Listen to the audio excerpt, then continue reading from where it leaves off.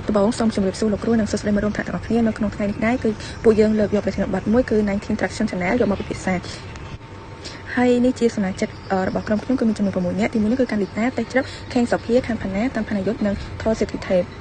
ហើយនេះជា table of content របស់ពួកយើងនៅក្នុងមេរៀននេះអញ្ចឹងទី1 what is traction នឹងគឺស្មើនឹងការរីកចម្រើនផ្នែកអតិថិជនដែលអាចវាស់វែងបានអញ្ចឹងជំហានទី1ក្នុងការបង្កើត traction នោះគឺការស្វែងរកអ្វីដែលជាកត្តាជំរុញពិតប្រាកដនៃការរីកចម្រើនអាជីវកម្មរបស់ពួកយើងហើយស្ទើរតែគ្រប់ start up ដែលបរាជ័យនោះគឺសុទ្ធសឹងតែបណ្ដាលមកពីផលិតផលមិនមែនដោយសារតែពួកគេអត់មានអតិថិជនគ្រប់គ្រាន់ទេដូច្នេះដើម្បីជោគជ័យគឺយើងត្រូវការ 50% traction និងបូក 50% ផលិតផលអញ្ចឹង 50% traction នោះគឺផ្ដោតទៅលើការកសាងមុខងារស្នូលកែប្រែកំហុសខុសឆ្គងនិងការកែលម្អបទពិសោធន៍របស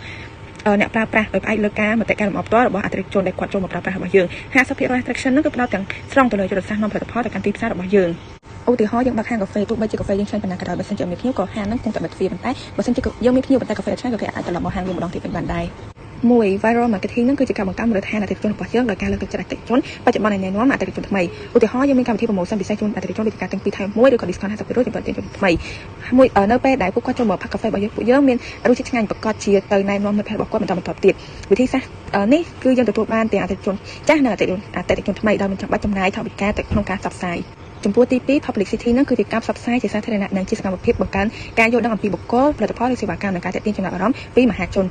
នឧទាហរណ៍ដូចជាយើងអញ្ជើញ influencer ឲ្យគាត់មកប្រម៉ូទពីត្រីរបស់យើងឬថតបង្ហោះទៅលើបណ្ដាញសង្គមធ្វើឲ្យមនុស្សជាច្រើនគាត់អាចស្គាល់ហាងរបស់យើងតាមរយៈការមើលវីដេអូនៅលើតាមបណ្ដាញសង្គមដល់ចំណុចទី3 unconventional PR មានន័យថាទំនាក់ទំនងសាធារណៈមិនធម្មតានិយាយទៅការផ្សព្វផ្សាយសាធារណៈមិនធម្មតាគឺវាអត់ទៅលើការច្នៃប្រឌិតដោយក្រុមហ៊ុន company មួយដែលពួកគាត់ជាច្នៃប្រឌិតផលិតផលរបស់គាត់ការផ្សព្វផ្សាយពាណិជ្ជកម្ម marketing របស់គាត់ឲ្យខុសប្លែកពីភាព unique ជា marketing ក្រុមហ៊ុនដទៃទៀតដែលធ្វើឲ្យអតិថិជនមានចំណាប់អារម្មណ៍ចង់ទិញហើយមានភាពចងចាំទៅលើអ្វីដែលគាត់ចង់ផ្សព្វផ្សាយហ្នឹងហើយចំណុចរបស់វាទៀតឧទាហរណ៍ដូចជាការកាន់ plus ឬក៏ការរៀបចំកម្មវិធីសប្បុរសធម៌ការចាប់ផ្ដើមបញ្ហាប្រឈមប្រព័ន្ធផ្សព្វផ្សាយអ៊ីជាដើមវាជួយការយល់ដឹងពីម៉ាកយីហោបង្កើតរូបភាពវិជ្ជមានដែលមិនចាំបាច់ការផ្សាយពាណិជ្ជកម្មញ៉ៃច្រើនដល់ចំណុចទី4 search engine marketing មានន័យថាSEM ហ្នឹងគឺជាយុទ្ធសាស្ត្រទីផ្សារអនឡាញដែលអត់ចាំបាច់ដែលបងប្រាក់ដែលអាជីវកម្មបងប្រាក់មានន័យថាការបង្ហាញលោកផ្ទាំងប៉ាណូពាណិជ្ជកម្មទៅលើវីដេអូណាមួយដូចទៅលើ YouTube Google ឬក៏ TikTok បណ្ដាញសង្គមផ្សេងៗដែលពេលខ្លះពួកគាត់កំពុងតែធ្វើវីដេអូបញ្ជាក់បង្ហាញអញ្ចឹងទៅប៉ុន្តែសុទ្ធតែមានពាណិជ្ជកម្មលោកមកនេះជាការបង្ហាញបែប SEM ហើយមួយវិញទៀត SEM ហ្នឹងគឺវាជួយបង្កើនការលក់ដល់ company មានន័យថា product ដែល company ហ្នឹងគាត់ចង់លក់ឲ្យអតិថិជនឃើញអញ្ចឹងវាងាយស្រួលអតិថិជនឃើញហើយពេលខ្លះអតិថិជនគាត់ដែលស្គាល់ product ហ្នឹងប៉ុន្តែដល់ពេលដែលឃើញអាផ្ទាំងពាណិជ្ជកម្មលក់របស់ SEM ដែលការធ្វើ marketing ដែលបងលុយទៅលើ social media ដូច TikTok YouTube Facebook អីឬក៏ Google platform ផ្សេងៗអញ្ចឹងគាត់ឃើញទៅគាត់ស្គាល់ហើយគាត់ពេលថាគាត់មានអារម្មណ៍ថាគាត់ដែលស្គាល់គាត់មានចំណាប់អារម្មណ៍អញ្ចឹងយើងអាចបង្កើនការលក់ផលិតផល product របស់ company ហ្នឹងឲ្យកាន់តែដាច់ហើយកើនឡើងជាងមុនទៀតអញ្ចឹង SEM ហ្នឹងគឺជួយបានច្រើនមែនទែនទៅលើការធ្វើពាណិជ្ជកម្មឬក៏ business ផ្សេងៗជាដើមដូចគ្នានឹងចូលមកដល់ចំណុចទី5 offline ADS មានន័យថាការផ្សាយពាណិជ្ជកម្មក្រៅបណ្ដាញមានន័យថាការផ្សាយពាណិជ្ជកម្មក្រៅបណ្ដាញផ្សព្វផ្សាយផលិតផលតាមប្រព័ន្ធផ្សព្វផ្សាយរបៀបដែលអត់ផល social media ដូចទូទៅដូចជា visual ឬមួយក៏ការចែកខិត្តប័ណ្ណប៉ាណូឬក៏កាសែតទស្សនាវដ្តីប៉ុន្តែសម័យឡើងវាច្រើនគឺគេមើលទៅលើផ្ទាំងប៉ាណូឬមួយក៏ការចុះចែកខិត្តប័ណ្ណផ្ទាល់ដូចជាពិសេសពេលដែលយើងចុះផ្សាយធ្វើពាណិជ្ជកម្មធ្វើអីដោយអត់ផលអ៊ីនធឺណិតហ្នឹងយើងចុះទៅដល់ទីតាំងផ្ទាល់យើងអាចសួរសុខទុក្ខដឹងពីអ្វីដែលអតិថិជនគោលដៅរបស់យើង customer ដែលយើងចង់បានហ្នឹងហើយមួយទៀតវាមានរបៀបភាពងាយស្រួលដល់ចាស់ៗដែលគាត់អត់ចូលចិត្តផល social media ព្រោះសម័យឡើង social media ជឿនលឿនប៉ុន្តែចាស់ៗមួយចំនួនគាត់អត់ផលទេគាត់អត់សូវយល់ដឹងពីការ update technology ដែរអញ្ចឹងយើងចង់ទៅណែនាំគាត់អំពីផលិតផលហ្នឹងហើយអំពីអ្វីដែលយើងចង់លក់ឲ្យទៅគាត់ដូចគ្នាអញ្ចឹងចាស់ៗគាត់អាចងាយយល់ជាងSEO ដែលពាក្យពេញរបស់វាគឺ Search Engine Optimization មានន័យថាការគឺជាដំណើរការនៃការកែលម្អគេហទំព័រដើម្បីឲ្យវាលេចឡើងលើលទ្ធផលដែលវាខ្ពស់ជាងគេរបស់ Google ឬក៏អីផ្សេងៗដូចជា TikTok Facebook ឬក៏អីជាដើមហ្នឹងវាលោតឡើង viral ជាងគេនៅលើ platform មានន័យថា SEO ហ្នឹងគឺវាជួយបានច្រើនមែនទែនក្នុងការផ្សាយពាណិជ្ជកម្មដែលអត់គិតលុយអីចឹងទៅមើលពាណិជ្ជកម្មខ្លះយើងផ្សាយទៅវាអាចនឹងត្រូវបង់លុយបង់អីដើម្បីឲ្យវាលោតលើ platform ប៉ុន្តែបើ SEO យើងល្អយើងចេះធ្វើ SEO អាហ្នឹងវាជួយពាណិជ្ជកម្មរបស់យើងហ្នឹងឲ្យកាន់តែរបៀបវាអត់គិតថ្លៃចំណេញទាំងពេលវេលាថវិការបស់យើងហើយយើងបានទាំងគុណប្រយោជន៍មកច្រើនចំពោះចំណុចទី7គឺ content marketing ក្រុមហ៊ុនបង្កើតថ្មីភាគច្រើនតែងតែមាន blog ប៉ុន្តែពួកគេមិនសូវចេះប្រើប្រាស់វាឲ្យមានប្រសិទ្ធភាពដើម្បីទាក់ទាញអតិថិជនឡើយដូចជាការ update មានការខ្វះខាតមានការបញ្ចេញមតិមិនគ្រប់គ្រាន់ដែលវាពិបាកដល់អតិថិជនឬក៏ដូចជាការ update ព័ត៌មានញឹកញាប់ពេកដែលធ្វើឲ្យព័ត៌មានគួរឲ្យដើម្បីដោះស្រាយបញ្ហានេះគឺពួកគេត្រូវតែបង្កើតខ្លឹមសារឬក៏ content ដែលមានប្រយោជន៍ងាយស្រួលចែករំលែកនិងដោះស្រាយបញ្ហារបស់អតិថិជនចំពោះចំណុចទី8គឺការធ្វើទីផ្សារតាម email ជាវិធីដ៏ល្អបំផុតក្នុងការផ្លាស់ប្ដូរអ្នកចាប់អារម្មណ៍ឲ្យក្លាយជាអ្នកទិញនិងរក្សាទំនាក់ទំនងជាមួយអតិថិជនចាស់ៗបើយើងមើលឧទាហរណ៍ធៀបពិតនៅក្នុងសង្គមយើងគឺការនៅឆ្នាំ1978ការផ្ញើសារអ៊ីមែលទៅកាន់មនុស្សច្រើនដំបូងគេបង្អស់បានបង្កើតការលក់រហូតដល់ទៅ$13 លានដែលជាវត្ថុតាងបង្ហាញថាការធ្វើទីផ្សារតាមអ៊ីមែលពិតជាមានប្រសិទ្ធភាពពិតសម្រាប់ចំណុចទី9ពាណិជ្ជកម្មលើបណ្ដាញសង្គមនិងផ្ទាំងពាណិជ្ជកម្ម Social and Display Ad ការផ្សាយពាណិជ្ជកម្មលើគេហទំព័រល្បីៗដូចជា Reddit YouTube Facebook Twitter ហើយនិងគេហទំព័រដទៃទៀតគឺជាវិធីសាស្ត្រដែលមានឥទ្ធិពលនិងអាចពង្រីកវិសាលភាពបានយ៉ាងឆាប់រហ័សដើម្បីទៅដល់អតិថិជនថ្មីៗឲ្យបានដឹងចំពោះចំណុចទី10ការប្រើប្រាស់ជំនាញវិស្វកម្មធ្វើជាទីផ្សារ Engineering as Marketing ជំនាញបច្ចេកវិទ្យាវិស្វកម្មរបស់ក្រុមការងារអាចទាក់ទាញអតិថិជនបានដោយផ្ទាល់តាមរយៈការបង្កើតឧបករណ៍ឬប្រភពធនធានផ្សេងៗឧ ឧទាហរណ៍ការបង្កើតឧបករណ៍កណន័យ widget ឬក៏កណន័យបណ្ដុះបណ្ដាលខ្នាតតូចដើម្បីណែនាំក្រុមហ៊ុនទៅកាន់អតិថិជនគោលដៅឲ្យបានស្គាល់សម្រាប់ slide របស់ខ្ញុំត្រូវបានបញ្ចប់ត្រឹមហ្នឹងសូមបន្តទៅមិត្តភក្តិខ្ញុំបន្តទៀត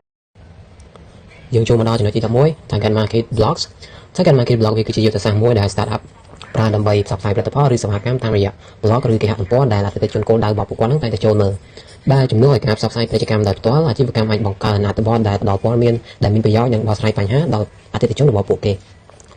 វិធីនេះអាចជួយបង្កើននៅការស្គាល់ brand បង្កើតភាពជឿជាក់និងភាពទាក់ទាញអតិថិជនថ្មីៗមកកាន់អាជីវកម្មរបស់ពួកគេហើយជាពិសេសទៅទៀតនោះសម្រាប់ startup ដែលមានថវិកាកំណត់វាជាវិធីទីផ្សារមួយដែលមានប្រសិទ្ធភាពនិងចំណាយតិចក្នុងការផ្សព្វផ្សាយចំពោះចំណុចទី12 Business Development Business Development វាមានន័យថាគឺជាការស្វែងរកនូវឱកាសថ្មីៗដើម្បីធ្វើឲ្យអាជីវកម្មរីកចម្រើនដែលវារួមមាននៅការបង្កើតភាពជាដៃគូជាមួយនឹងក្រុមហ៊ុនផ្សេងៗការពង្រីកទីផ្សារក៏ដូចជាការស្វែងរកនូវអតិថិជនថ្មីៗ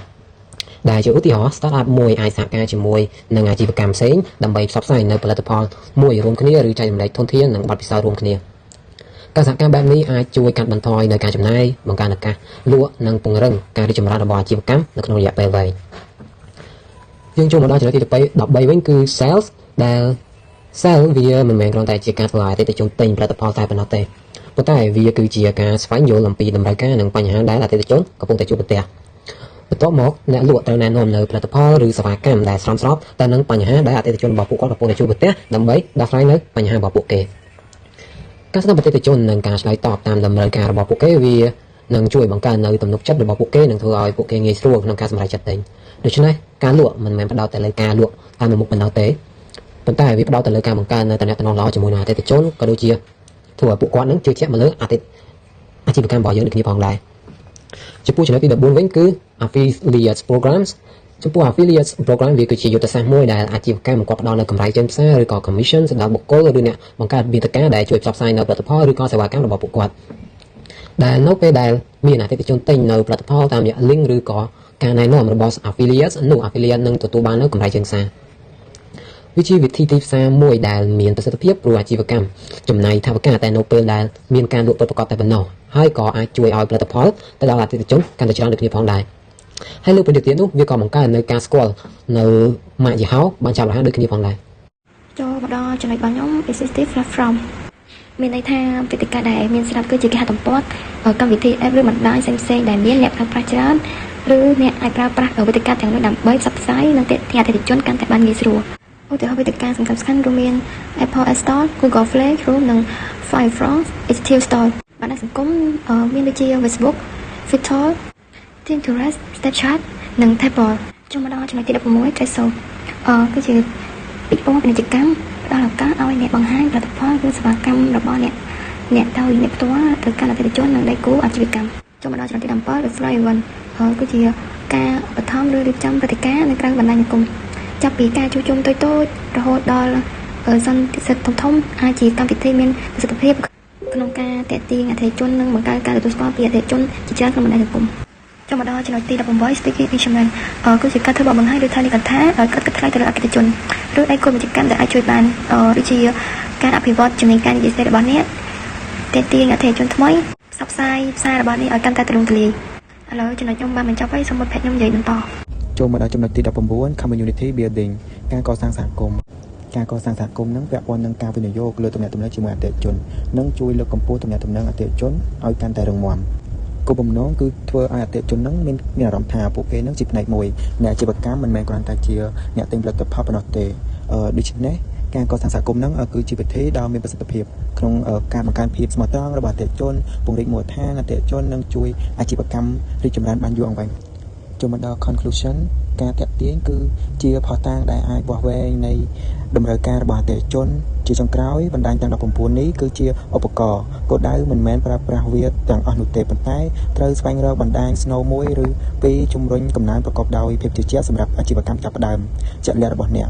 បន្ទាប់មកធ្វើឲ្យប្រសើរឡើងរហូតដល់ក្លាយជាម៉ាស៊ីនរបស់អ្នកសម្រាប់ធ្វើការមេឡដ្ឋានប្រកបដោយជោគជ័យចំណុចរបស់ខ្ញុំបានបញ្ចប់ហើយជាចុងក្រោយខ្ញុំសូមអរគុណដល់លោកគ្រូនិងមិត្តភក្តិអរគ្នាក្នុងការស្ដាប់ការធ្វើបទបង្ហាញរបស់ក្រុមខ្ញុំ